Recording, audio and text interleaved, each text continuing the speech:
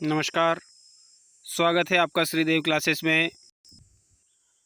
आज सामान्य हिंदी से संबंधित आपके पास एक विषय वस्तु लेकर आए हैं, विशेषण। विशेषण तो विशेषण क्या होता है आप देखते हैं। श्रीदेव क्लासेस में आपका स्वागत है। आप यदि पहली बार वीडियो पर देख रहे हैं, श्रीदेव क्लासेस चैनल को पहली बार देखने का मौका है, तो आप इसे सब्सक्राइब कर दीजिए, बेल आइकन को प्रेस कर लीजिए ताकि अगले नोटिफिकेशन के लिए आपके पास सुविधा उपलब्ध हो जाए। चलिए हम देखते हैं। हिंदी में विशेषण सामान्य हिंदी का बहुत ही अच्छा टॉपिक है, जिस पर हम चर्चा करेंगे कि विशेषण होता क्या है, क्या प्रयुक्त किया जाता है और क्यों इसका वाक्य में प्रयोग होता है। तो हम देखते हैं।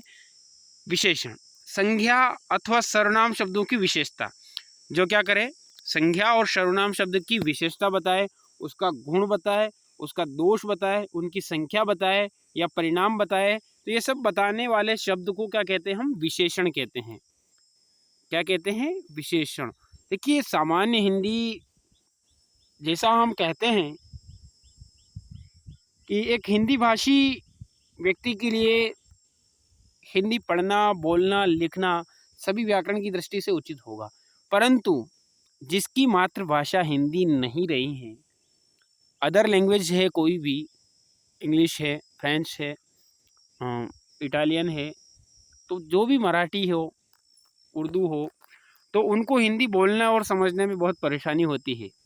वर्तमान समय में विश्व में हिंदी की बहुत महत्ता है। तो आप देखिए कि विशेषण क्या होता है। जब हमें व्याकरणिक नियमों की जानकारी नहीं होती है, तो हमारी बोलने की जो भाषा है, जो हिंदी भाषा है, उसमें हमें बहुत सारी त्रुटियां करते हैं। हम एक वचन, बहुवचन, विशेषण, क्रिया विशेषण, संज्ञा, सर्वनाम आदि शब्दों की, पुरुषवाचक सर्वनाम, इन शब्दों की त्रुटियां करते जाते हैं और वाक्य उचित रूप से नहीं होता है। चलिए, बहुत ही अच्छा टॉपिक है जिस पर हम चर्चा करते हैं। बहुत महत्वपूर्ण विषय है, जिससे संबंधित परीक्षा में हमेशा 1 या 2 अंक के प्रश्न पूछे जाते हैं, जिसमें सामान्य हिंदी पूछी जाती है। मध्य प्रदेश सब इंस्पेक्टर की परीक्षा की बात कर लें और शिक्षक भर्ती परीक्षा की बात कर लेते हैं, तो इनमें हिंदी में विशेषण से संबंधित प्रश्न पूछा जाता है। चलिए, विशेषण क्या होता है हम देखते हैं। विशेषण जो संज्ञा और सर्वनाम शब्दों की विशेषता बता दे, ठीक है, वो क्या कहलाता है, विशेषण कहलाता है। इसी प्रकार से प्रत्येक व्यक्ति की भी अपनी अपनी विशेषता होती है ना, कि जो किसी, ये एक व्यक्ति है, इसका ये होता है कि हमेशा ये जब भी बात करता है हंसकर ही बात करता है, तो ये इसकी विशेषता हो गई कि हंसना। ठीक है, इसी प्रकार से जो संज्ञा और सर्वनाम शब्द की विशेषता बताते हैं उसे विशेषण कहते हैं। जैसे बड़ा, काला, लंबा।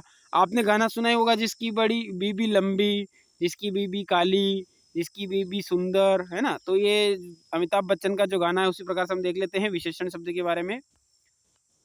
बड़ा, काला, लंबा, दयालु, भारी, सुंदर, कायर, टेढ़ा मेढ़ा, 1 2 3 4, भूरा, काला, पीला, नीला, ऐसे जो शब्द हैं जिसकी विशेषता बताते हैं कि जैसे मोहन ने नीला कपड़ा पहन रखा है। ठीक है, तो वाक्य आपको समझ में आ गया होगा विशेषण की परिभाषा।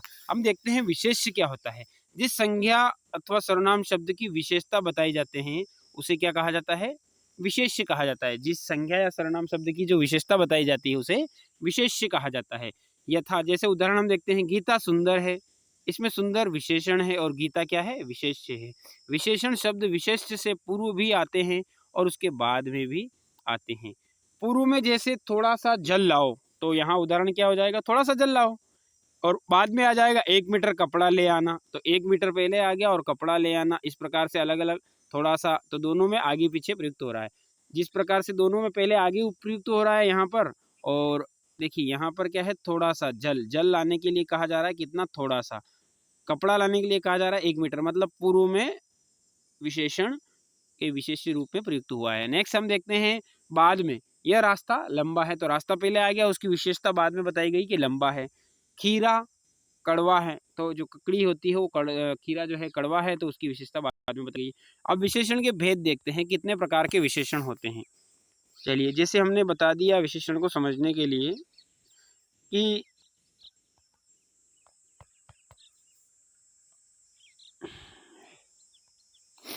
इस प्रकार से दो आकृति हो गई, ये आकृति बड़ी है, ठीक है, और ये आकृति क्या है, छोटी है।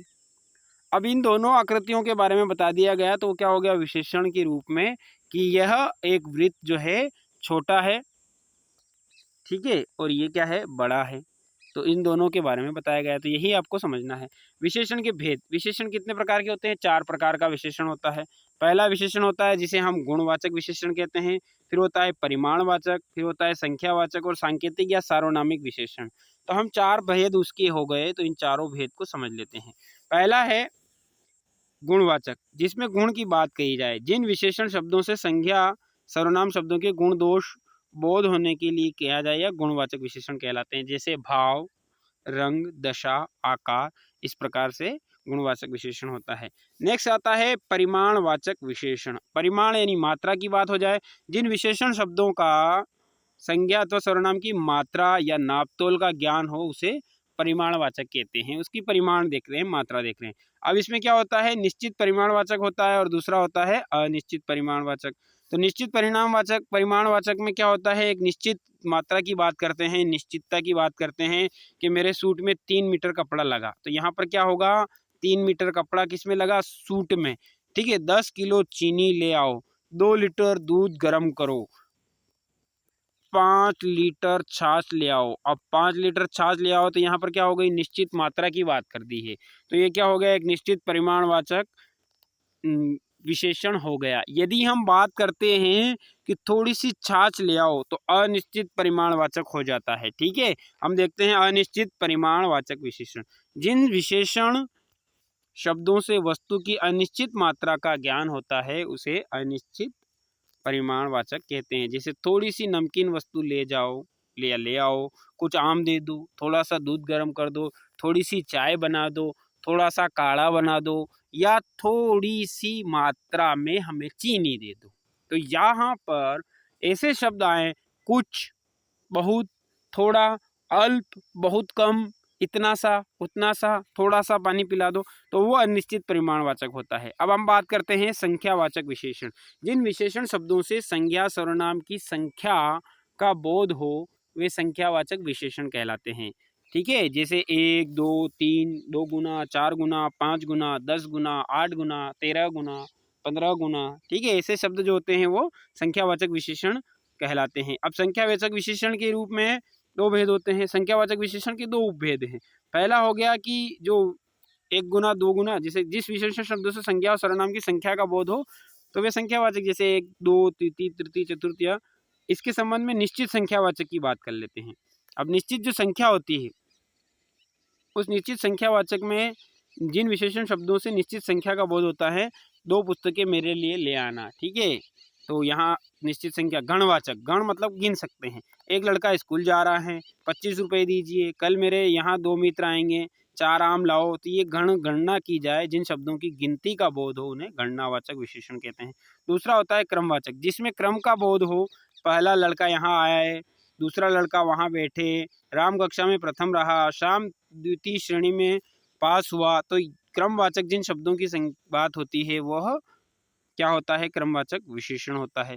जैसे ये 1, 2, 3, 4, तो ये क्या है, यहाँ से जो लड़का खड़ा है 1, 2, 3, 4 और 5, यहाँ क्रम की बात करें, दूसरी पंक्ति में, पहली पंक्ति में दूसरे नंबर पे कौन है, तीसरे नंबर पे कौन है, तो ये क्रम की बात हो गई।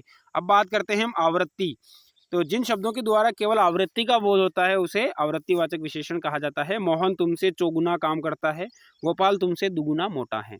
समुदायवाचक, जिन शब्दों के द्वारा केवल सामूहिक संख्या का बोध होता है, जैसे कुछ तीनों को जाना पड़ेगा, तुम तीनों को जाना पड़ेगा, यहाँ से चारों चले जाओ, यहाँ से पांचों चले जाओ, तो ये क्या हो गया, समुदायवाचक की बात हो गई, समूह में जाने की। अनिश्चित संख्यावाचक विशेषण, जिसमें अनिश्चित संख्या हो, जैसे हम देखते हैं जिन शब्दों से निश्चित संख्या का बोध न होता है, जैसे कुछ पार्क में खेल रहे हैं, कुछ बच्चे पार्क में खेल रहे हैं, कुछ बच्चे पार्क में दौड़ रहे हैं, कुछ बच्चे देख रहे हैं, तो ये कुछ की बात हो गई। संकेतवाचक विशेषण, जो सर्वनाम संकेत द्वारा संज्ञा या सर्वनाम की विशेषता बताते हैं, उन्हें संकेतवाचक विशेषण कहा जाता है।